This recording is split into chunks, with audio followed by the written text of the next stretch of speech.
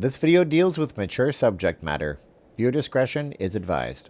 Are you owed a big cash settlement from MGM Resorts International? Well, a new lawsuit says you're owed some kind of a cash settlement. It's a class action, and they're basically accusing the MGM Resorts International company of doing the skim, just a much more advanced corporate version of it. We're going to explain what the skim was, what this new skim they claim is, why I think it's absolutely ridiculous and baseless, but it is kind of deceptive.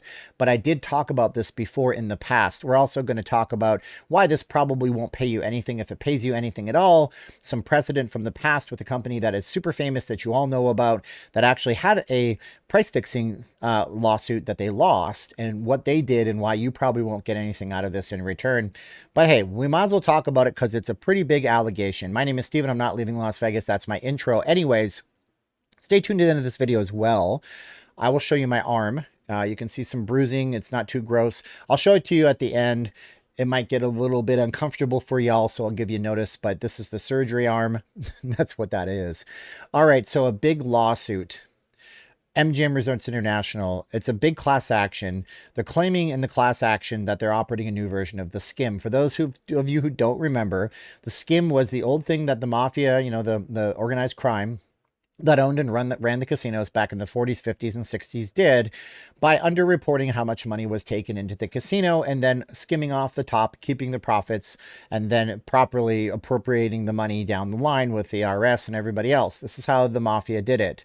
The new claims that are levied are that they're doing a new version of the skim for the most part. And in this case, it's with the ticket in, ticket out systems. So if you're not familiar, here's how it works in a nutshell. You go into a casino. Maybe it's your first time. You've never gambled, so this is worth talking about.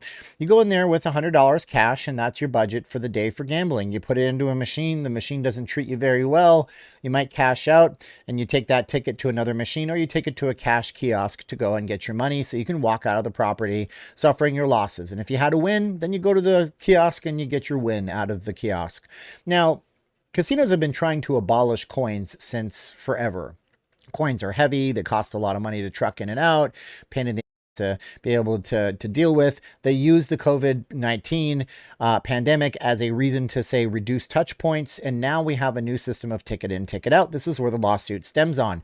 The lawsuit claims something that I talked about on this channel last year. I did a video on Caesar's Palace, and they do the exact same thing, that MGM Resorts International is not telling players about the lost money that they're having on their ticket in, ticket out. So if you had a round dollar amount, you put in 100, you walked away with 80, go to the kiosk, they give you $80. But if you had $79.99, well, my friend, you're not getting your 99 cents from that kiosk. So those tickets then get put into limbo. People put them in their pocket. They expire after 6 months. That's the state law.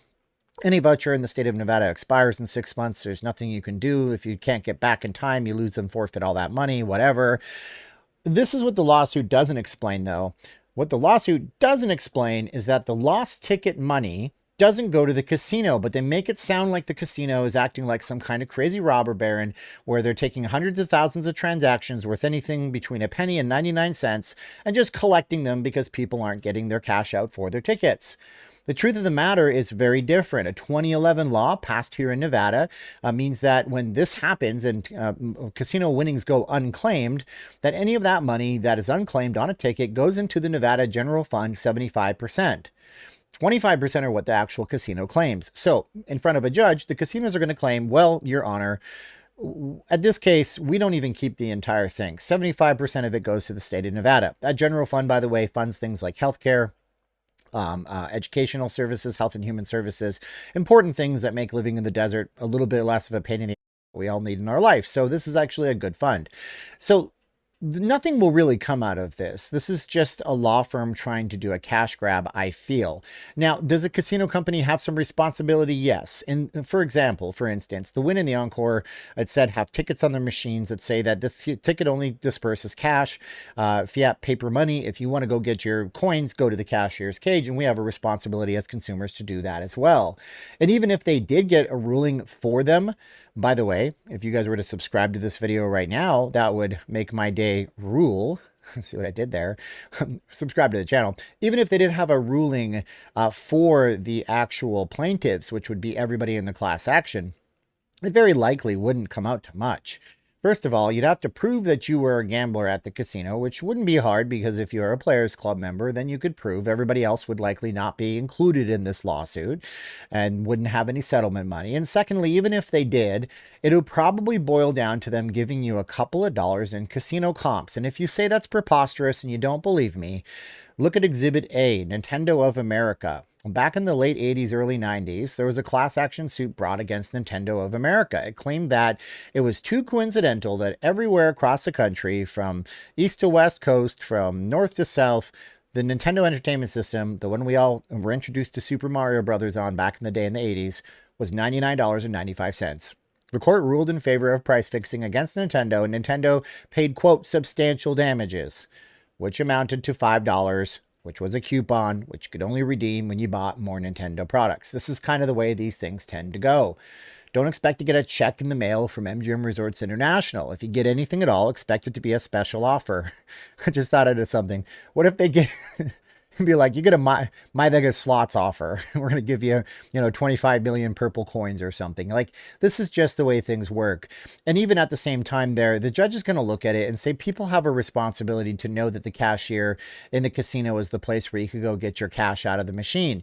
But again, it's not like I'm taking sides of the casino company. This is kind of a not nice way to conduct your business. And I think that they do know that human nature is that if you're at the cash kiosk is here, and it's a 10-minute walk to the cashier's cage and another 15 minutes to wait, you're very likely not going to pay attention to that 25 cents, and you're just going to go on your merry little way. I don't think there's a grand conspiracy behind it, but I think that's a part of the psychology, and the casinos are indirectly benefiting from this, but so is the state of Nevada. So is there anything to this lawsuit? I doubt it. But if you want to get information, I'm not going to lead you to it so you can go and fleece the casinos. Just type in MGM Resorts International lawsuit into Google. You'll find this attorney, this law firm. Not all attorneys are bad, but this is one of those things where I think they could be doing a lot better things with their time to help people that are actually hurt. But anyways, that's just me. You can tell me what you think of your opinions below. Are you ready to see the arm? I'll show you the arm. It's pretty gnarly looking. It doesn't look too good. Here it is. Okay, you can kind of see it. On the count of 3, okay? 1, 2, 3, and this is what it looks like. So I have 2 incisions, right? There's one, it's trying to focus on my face. One here and one here. A lot of bruising, and it really, really hurts. And as you can see, I don't have a gap in my bicep anymore. And they essentially went in. It was an Achilles tendon. I thought it was a hamstring. They tied it on the end of what I had left. They fed it through underneath here, and then they drilled a hole in my bone and fastened it down. And by the grace of God, I can be complete again because you guys were very, very luckily nice to us and loving, and thank you guys so much for that. And it just moves me how generous people can be, and I hope I can pay people back someday somehow. I don't know how to do that, but I'll figure it out. Anyways, that's it for today. I love you guys for watching this video. I recorded this about 6 different times. I'm sure there's things I missed, steps I missed. So tell me in the comments below what you think. If you're just browsing through, subscribe. I gotta go. This is where I say I love you to my sweet wife, Caroline, and I say 3, 2, 1, click. 3, 2, 1, and click.